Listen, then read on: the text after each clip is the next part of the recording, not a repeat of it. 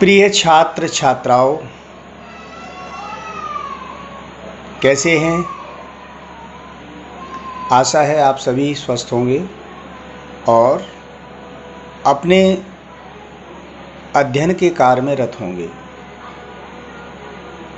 मैं जीआरबी से अनिल कुमार पुरवार आज आपके बीच में गद्य और पद्य में अंतर क्या होता है इसको अपन लोग समझेंगे।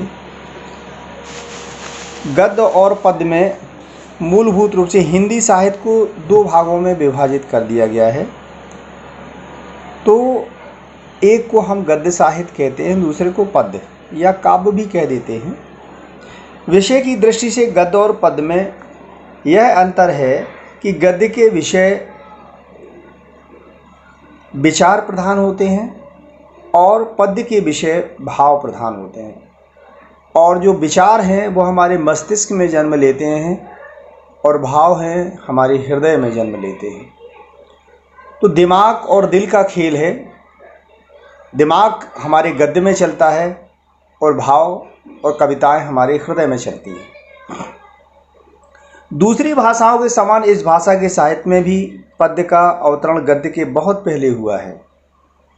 पद्य में कार्य की अनुभूति, उक्त वैचित्र, संप्रेषणीयता, अलंकार की प्रवृत्ति देखी जाती है, जबकि गद्य में लेखक अपने विचारों को अभिव्यक्त करता है। गद्य में तर्क, बुद्धि, विवेक, चिंतन का अंकुश होता है, तो पद्य में स्वतंत्र कल्पना की उड़ान होती है। गद्य में शब्द, वाक्य, अर्थ आदि सभी प्रायः सामान्य होते हैं, जबकि पद्य में विशिष्ट कविता शब्दों की नई सृष्टि है, इसलिए इसका कोई भी शब्दकोशी अर्थ से प्रतिबंधित नहीं होती है। जीवन की अनुभूतियों से उसका भावात्मक संबंध होता है, जबकि गद्य भावात्मक संदर्भों के स्थान पर वस्तुनिष्ठ और प्रतीकात्मक अर्थ ग्रहण करता है। गद्य को निर्मात्मक और अभिव्यक्ति कहा जा गया है, अर्थात ऐसी अभिव्यक्ति जिसमें अब निर्माता के चारों ओर प्रयोग के लिए तैयार शब्द रहते हैं। गद्य की भाषा काव्य की अपेक्षा अधिक स्पष्ट, व्याकरण सम्मत और व्यवस्थित होती है। उक्ति, वैचित्र और अलंकरण की प्रवृत्ति भी गद्य की अपेक्षा काव्य में अधिक होती है। गद्य में विस्तार अधिक होने के कारण किसी बात को खोलकर कहने की प्रवृत्ति रहती है, जबकि काव्य में किसी बात को संकेत रूप में ही कहने की प्रवृत्ति होती है। गद्य में यथार्थ, वस्तुपरक और तथ्यात्मक वर्णन पाया जाता है, जबकि काव्य में वर्णन शून्य संकेतात्मक होता है। गद्य में बिरला की वाक्य अपूर्णता होता है, काव्य में बिरला की वाक्य पूर्ण होता है। इस प्रकार गद्य और पद्य विषय, भाषा, प्रस्तुति, शिल्प आदि की दृष्टि से अभिव्यक्ति के सर्वथा भिन्न दो रूप बताए गए हैं और दोनों के दृष्टिकोण एवं प्रयोजन भी भिन्न हैं। तो ये सब चीज़ें बताई गई हैं। अभी गद्य में व्याकरण के नियमों की अवहेलना नहीं की जा सकती है। पद्य में व्याकरण में नियमों पर विशेष ध्यान नहीं दिया जाता है। यद्यपि ऐसा नहीं है कि गद्य में भावपूर्ण, चिंतनशील मना स्थिति की अभिव्यक्ति नहीं हो सकती है, और ऐसा भी नहीं है कि पद्य में विचारों की अभिव्यक्ति नहीं हो सकती, किंतु मुख्य रूप से गद्य एवं पद्य की प्रवृत्ति उपर्युक्त प्रकार की ही होती है। तो ये मुख्य विषय जो हम लोगों ने आज चर्चा किया, गद्य और पद्य।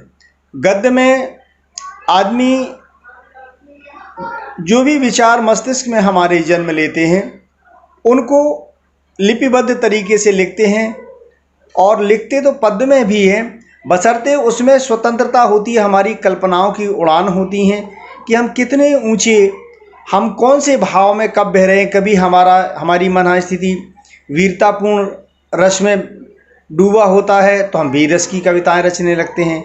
कभी हमारे अंदर आकर के करुणा के भाव आते हैं तो करुणा रस की रचना रचने लगते हैं। कभी हमारे हृदय में, जैसे कि हम हैं, जब हमारी जैसी मनस्थिति होती है तो वैसा ही हम गुनगुनाने लगते हैं। तो ये सारे के सारे संबंध हमारे हृदय की भावनाओं से होते हैं उन भावनाओं को ध्यान में रखते हुए गद्य और पद्य की प्रवृत्ति चलती रहती है। जब हम किसी से वार्ता करते हैं तो उसमें हमारे दिमाग में विभिन्न प्रकार के विचारों से आकर उसमें काट छाट करके अपनी चर्चा करते हैं, कैसे बात करें कैसे ना करें। और जब हम मस्ती में होते हैं तो हमारे अंदर के मंदर से एक प्रफुल्लता होती है, अंदर से एक भाव अभिव्यक्त होता है, जिससे हम अपने विचारों को, भावनाओं को और अपनी कल्पना की उड़ानों को गुनगुना करके या शब्दों को लिख करके एक कविता की रचना कर देते हैं, तो वह हमारा पद्य रूप हो जाता है। इस प्रकार गद्य और पद्य में अभी आपने जो अंतर सुना समझा, इसको ध्यान से हृदयंगम करके आप लोग लिख लेंगे। और प्रश्न कभी कभी आ जाता है गद्य और पद्य में अंतर क्या है, तो ये अंतर आपको क्रमबद्ध तरीके से आप लोग एक तरफ अपना बीच में कॉपी में लाइन बना करके गद्य लिख देंगे, दूसरी तरफ आप पद्य लिख देंगे। और जो जो बिंदु आपको बताए गए हैं तो गद्य की बात गद्य में क्रमशः नंबर डाल के लिखते जाएंगे सभी छात्र छात्राएं, और पद्य वाले कॉलम में पद्य को लिखते जाएंगे। तो इस तरह से प्रश्न आप बना लेंगे, गद्य और पद्य में अंतर क्या है और दोनों की विशेषताएं क्या हैं।